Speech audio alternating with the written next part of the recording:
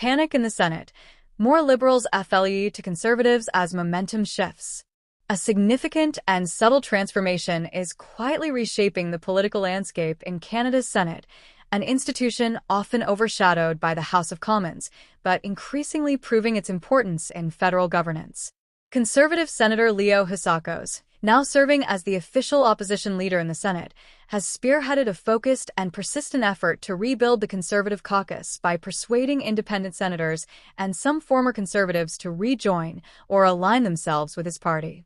Through numerous private conversations and strategic outreach, Housakos emphasizes the urgent need for common sense, governance, and a robust opposition that can effectively challenge the current Liberal government. This movement is part of a larger, carefully crafted plan to restore balance and accountability within the upper chamber. Since the beginning of June, Housakos' relentless efforts have borne tangible results. 3 senators have crossed the floor, joining or rejoining the Conservative caucus, pushing their total number to 14. While this may seem like a small shift numerically, in the Senate's delicate political environment, every seat carries significant weight. The chamber's composition directly impacts how legislation is reviewed, debated, and amended, making these defections pivotal. This growing Conservative presence signals mounting dissatisfaction within the Senate ranks with the Liberal Party's leadership and policies, especially among senators who were once Trudeau appointees themselves. The migration reflects deeper ideological and strategic concerns. Among those making the notable return is Senator Larry W. Smith, a veteran appointed by former Prime Minister Stephen Harper in 2011.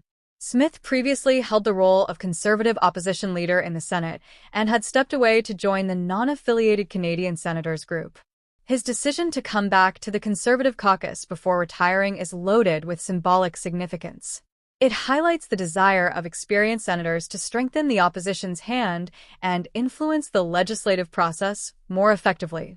Smith's return brings not only his personal experience, but also renewed leadership and credibility to a caucus eager to hold the government to account. Housakos has been transparent about the calculated nature of this movement.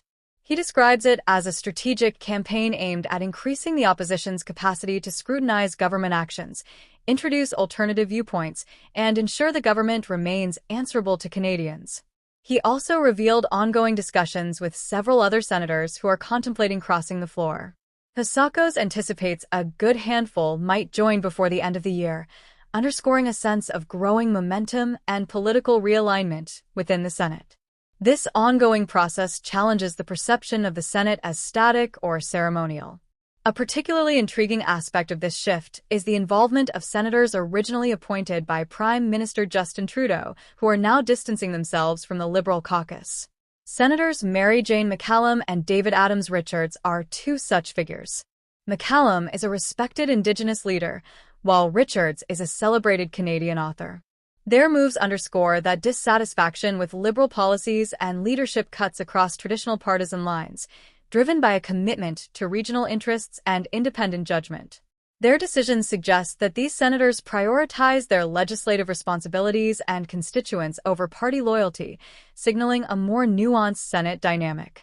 This realignment has reignited long-standing debates about how the Senate should be structured and its members selected.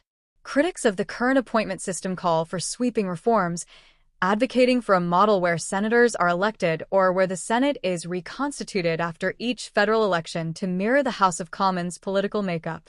Such a reform would aim to create proportional representation for all major parties, including smaller ones like the NDP and Greens, thereby enhancing the Senate's democratic legitimacy.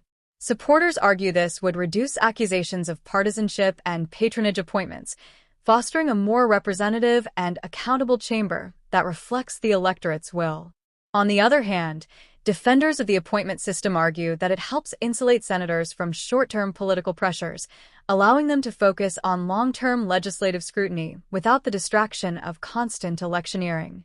Senator Housakos and others maintain that appointed senators are better positioned to collaborate across party lines and concentrate on substantive policy work. However, concerns persist regarding the concentration of appointment power in the Prime Minister's hands, raising fears that the Senate can become politicized and less independent, ultimately undermining public trust in the institution. This conservative resurgence occurs at a critical juncture. The party's caucus in the Senate faces the risk of losing official party status due to a wave of retirements and the absence of new conservative appointments by the current government. Losing the status would mean diminished resources, reduced influence in committees, and weakened procedural standing. Therefore, the floor crossings not only strengthen the conservative presence, but are crucial to maintaining their ability to function effectively as the official opposition.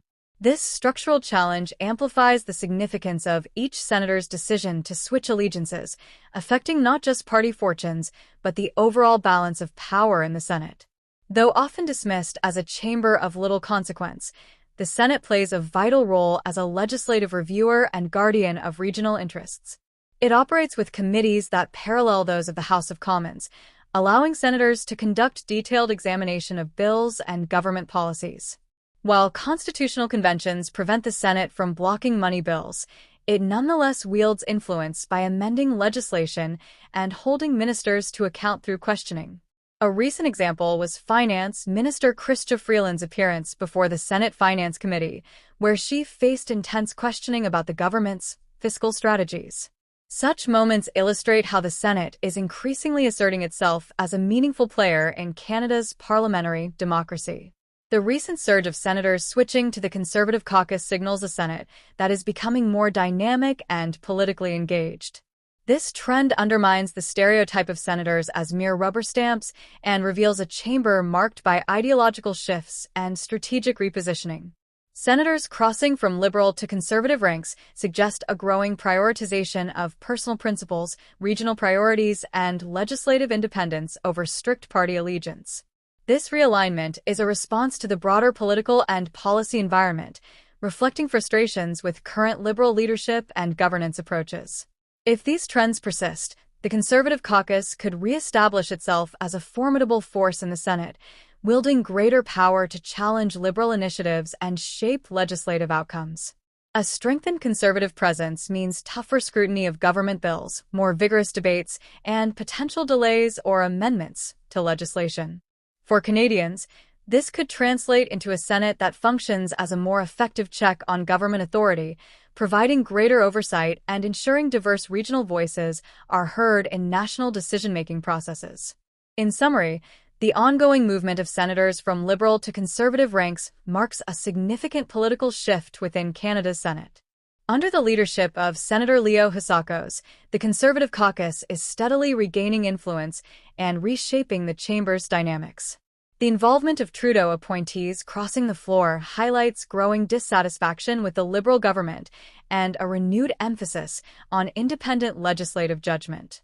As more senators contemplate their political futures, the Senate appears poised for continued change, promising to play a more active and impactful role in Canada's federal governance. The momentum is clear, and the political stakes are higher than ever in this often overlooked battleground.